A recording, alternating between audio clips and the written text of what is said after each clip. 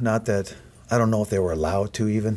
I can't even say that in all fairness to who could emerge, because when you don't tackle the whole two-a-day camp, we've had 3 scrimmages and we did tackle, but part of this whole thing is making sure that you get your players to the game and yet try to get them prepared for the game too. So since you don't tackle as much, your running backs don't have to make that move at the final instance or try to get the extra yards at the hit. So if they're not getting hit at the point of contact, time will tell what that looks like when we get to the football game. So maybe that's why nobody has emerged in that situation. But there's enough players there that have a game experience for us, whether it's Marcus Weinmiller, Javion Browning. We've seen how they run. Trevor Allen, we're yet to see him run. So those young guys we've all seen them at the point of contact. So hopefully they'll be better than they were last year.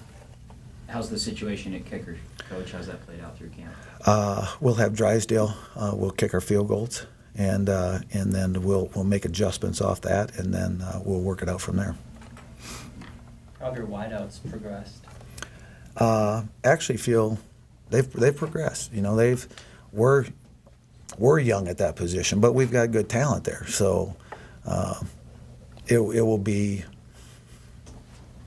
It'll be interesting to see how they perform, because last year they were young enough and inexperienced enough that you had DeReese out there, but really he's the only one with some age to him. The rest were all freshmen. So this is the year, then your second year is where you really start to should show up and start to make some plays and make some dynamic plays. So hopefully they will, but they're going to have to play at the junior level and not the sophomore level, in this type of football game if we're going to have any kind of success. So they need to step their game up, but we have size there and we have good speed there. So, and I feel our quarterback is, in a situation that he can throw to those kind of players. So hopefully that pays off, and it still comes back. We'll talk about receivers, we'll talk about quarterbacks, but it'll come down to protection and when the game's over.